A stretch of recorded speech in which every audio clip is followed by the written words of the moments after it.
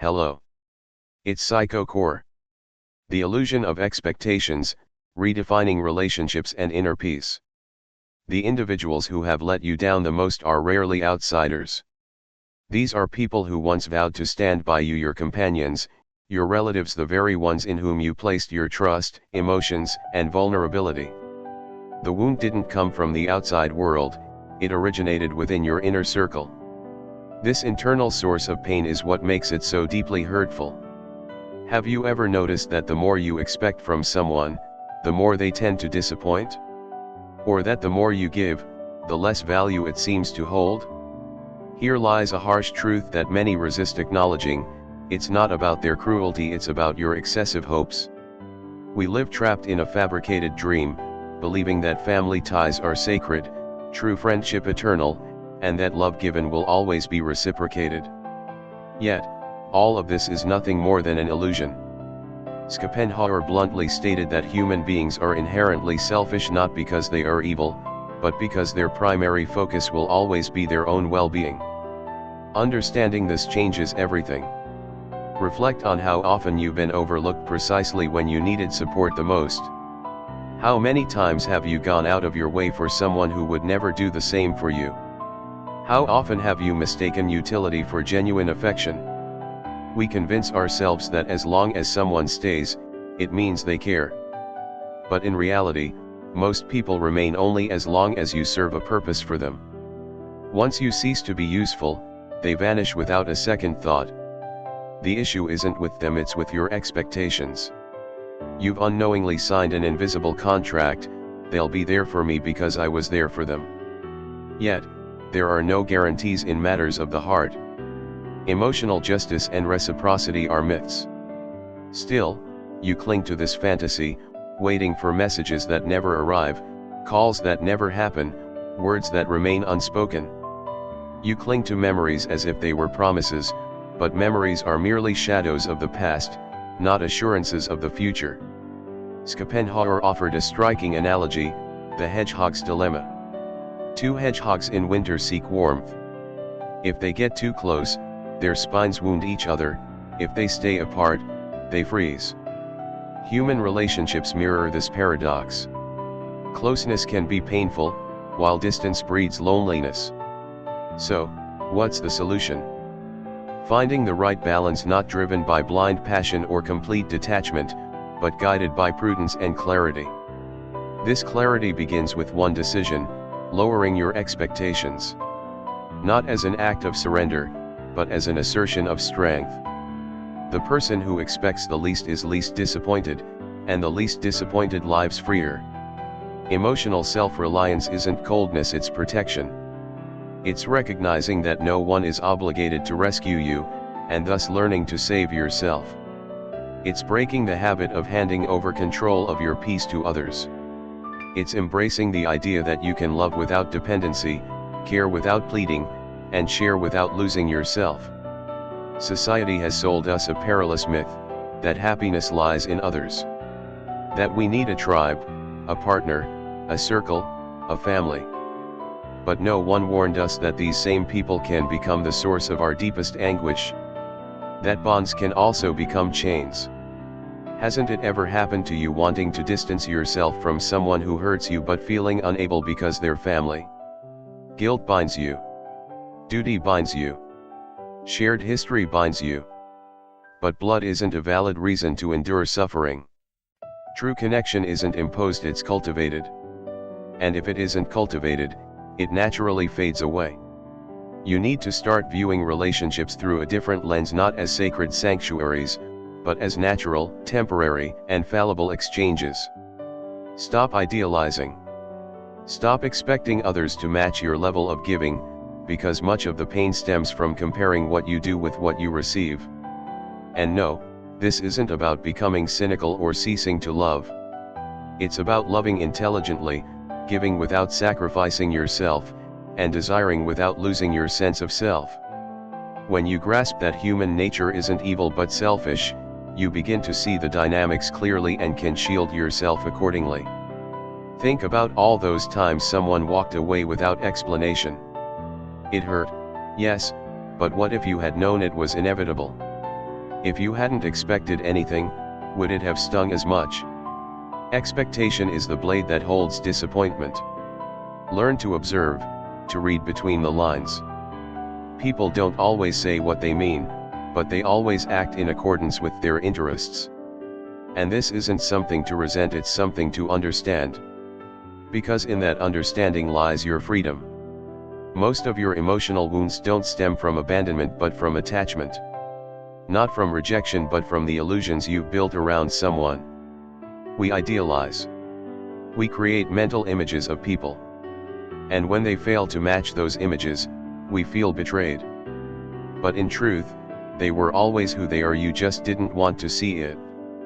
Accepting this is painful because it forces you to recognize that your suffering isn't solely external but also internal. No one broke you without your consent. Every disappointment was a lesson you refused to learn until it was too late. Yet, this realization is also liberating. If the pain arose from expectation, then you can heal it by changing how you expect, or better yet, by ceasing to expect altogether. True serenity comes when you realize that you owe nothing to anyone, and no one owes you anything. Affection is given by choice, not obligation.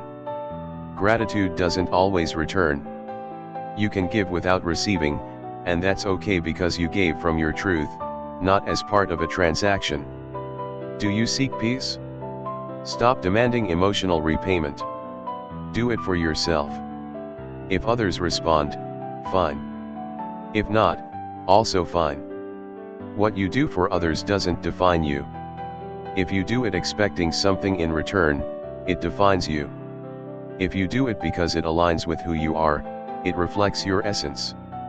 Human selfishness isn't an enemy to fight, it's a reality to embrace. People love out of their own lack. They give based on their needs.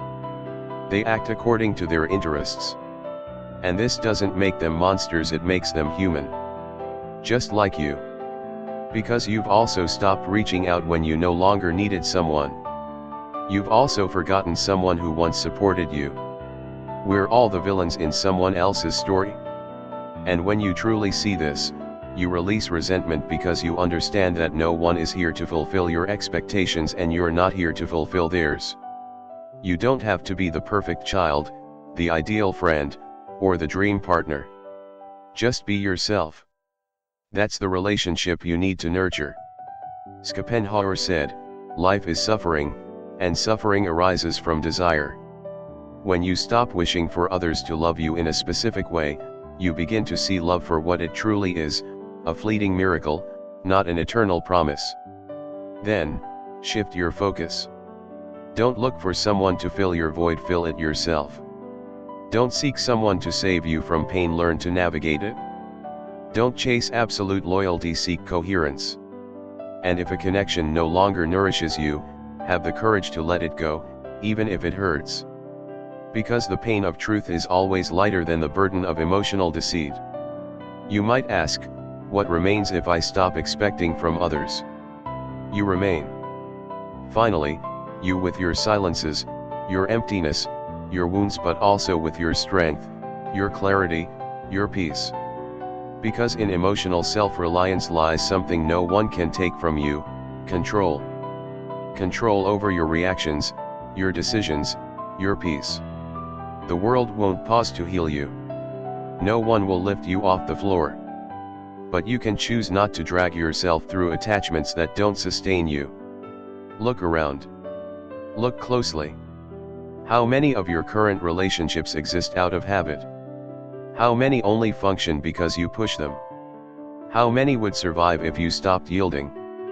The answer may hurt, but it will also awaken you.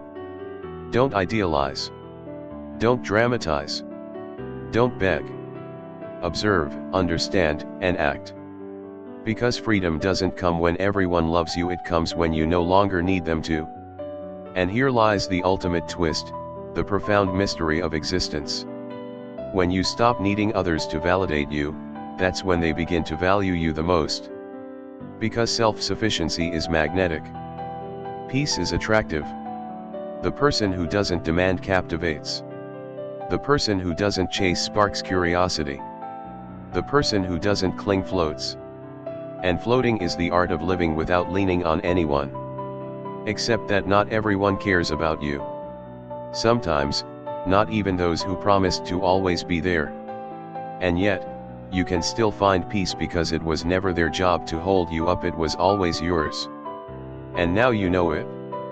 So, don't mourn what you didn't receive. Be grateful for what you gave, because that belongs to you.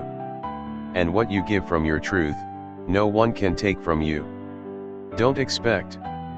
Don't idealize. Don't deceive yourself. Observe, understand, and free yourself. Reality is harsh, but it's yours.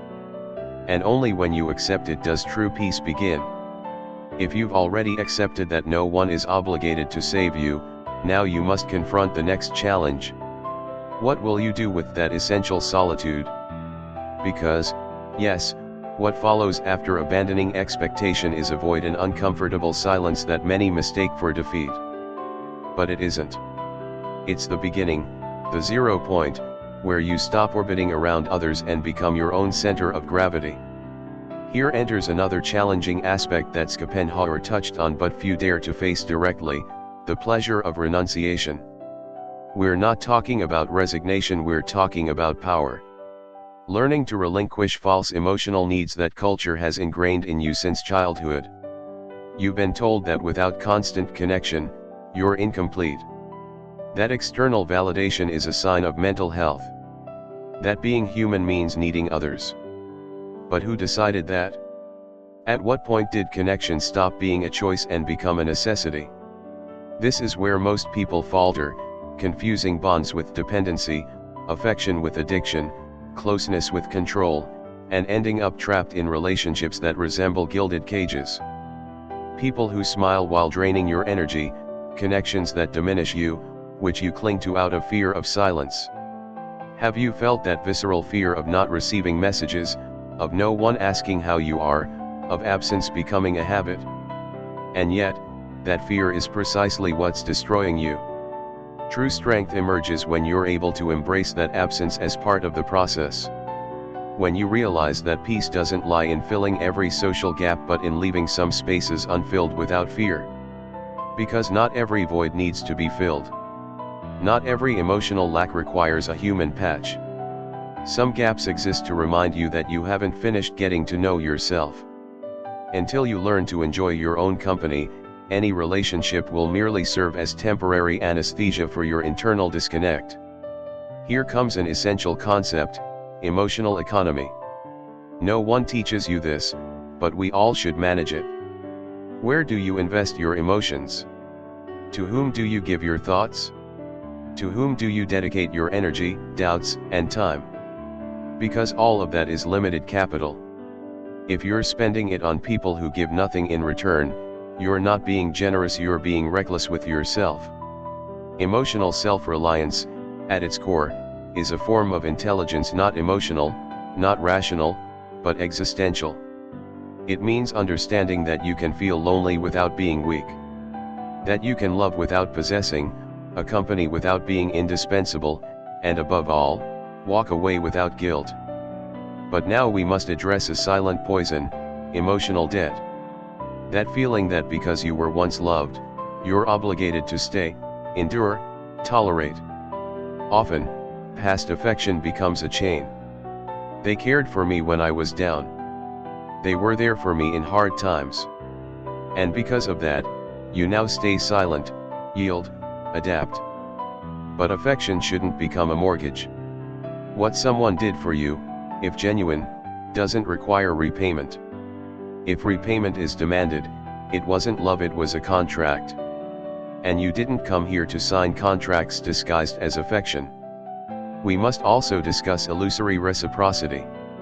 That subtle self-deception where you convince yourself you're receiving as much as you give, simply because you're too afraid to face the truth. Because you're afraid to admit that this friendship is one-sided, that this partner only takes, that this family tolerates you more than loves you. But you keep excusing, glossing over, because admitting it would break you without realizing that staying is what's truly breaking you. Do you want a deeper insight? Here it is. Authentic love is only possible through freedom. And I'm not talking about emotional libertinism, but about the genuine ability to say, I don't need you to be here, but I'm glad you are. That's the difference between needing and choosing, between depending and sharing. Every bond born out of the fear of loneliness is destined to decay. Every love that thrives on lack is an emotional time bomb. Schopenhauer wasn't pessimistic, he was lucid. He understood that the tragedy of human life isn't that we're bad, but that we're designed to survive, not to care. That our nature doesn't prioritize the welfare of others but our own benefit. And this doesn't have to be terrible if you understand it. Because it stops surprising you, stops hurting. It doesn't mean no one loves you, it means no one will love you more than themselves. And that's fair. Expecting otherwise is emotional arrogance. Then comes the moment to make a conscious choice, stop being the savior of others, because that role, no matter how noble it seems, is an anchor, an excuse not to work on yourself. You spend your life solving other people's dramas because it gives you a false sense of worth. As if your existence only mattered if someone needs you. But that cycle is as toxic as any addiction, because it makes you indispensable to people who wouldn't do the same for you. And you know it. But you keep staying because it makes you feel special. Break free. Liberate yourself. No one came into this world to carry the emotional burdens of others. If you can't handle your own life, why do you insist on saving others? It's a distraction, a clever way of avoiding the hardest task of all, sitting with yourself and asking what you truly want. And when you do, when you sit with yourself and silence the noise, a brutal truth emerges. You've lived more for others than for yourself. You've been the model child, the loyal friend, the devoted partner. But when were you just you, without roles, without labels, without the need to be indispensable? That's the challenge. Stop being useful to start being authentic. And here comes the most fascinating part. When you achieve it, when you align with your center and stop pursuing connections out of fear, you begin attracting different relationships, healthier, freer, real. Because you no longer demand. You no longer beg. You no longer tolerate the intolerable. And this inevitably filters people. Some will leave. Others will resent you for ceasing to be functional.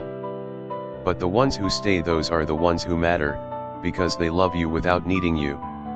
They respect you without demanding. They love you without pretending to possess you. And finally, you can breathe without guilt, without a mask, without debt.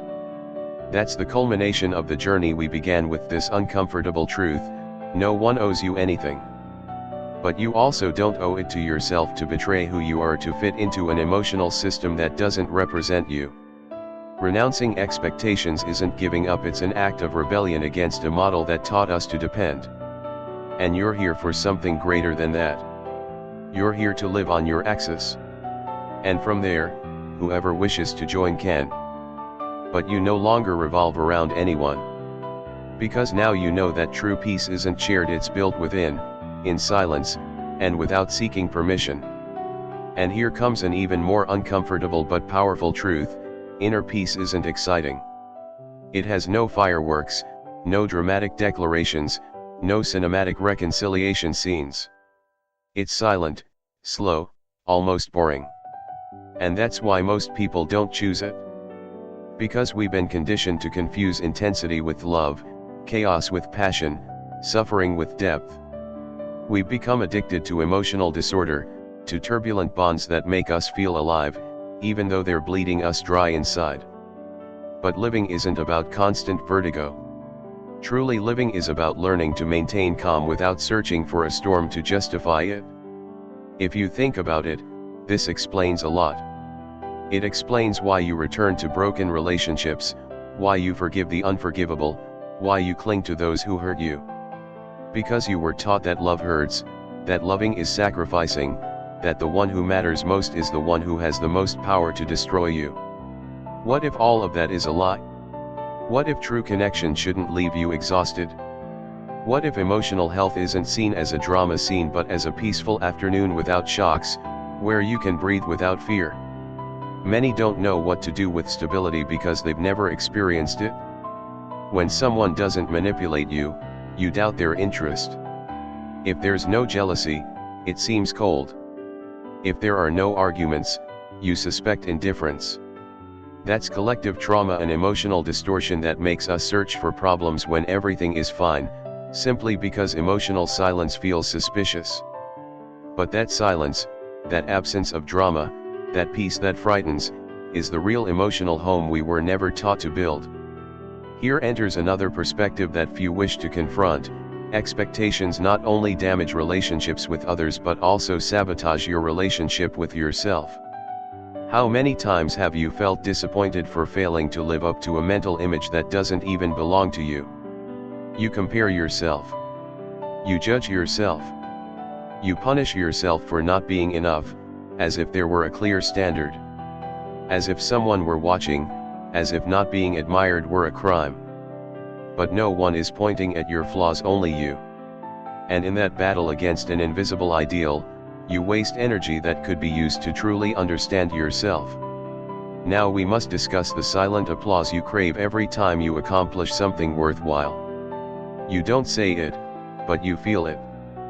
Part of you wants someone to notice, someone to tell you, you did well. I'm proud of you. You're worth it. And when that recognition doesn't come, doubt creeps in. Was it really enough? And there again, you return to the same error, seeking outside what you should have built inside. External approval is a drug. Like any drug, it numbs you temporarily, but then you need more and more, until you become a slave to others' opinions, likes, compliments, and validating words that weaken you simultaneously. Because the truth is this, every time you need someone to tell you you're worthwhile, you're relinquishing power. You're saying, I don't know if I'm enough. Tell me I am. And that leaves you exposed. It makes you dependent. It makes you fragile. That's why Schopenhauer emphasized the solitary path of the wise, not out of contempt for others, but out of respect for oneself. Because as long as your well-being depends on what others think, you'll always be at war. Always. Even if you smile, even if you pretend to be in control. Emotional maturity doesn't come from learning to relate to others, it comes from learning to be okay without them. Not as punishment, but as a choice. Because you understand that you are your own center. And from there, you can build anything.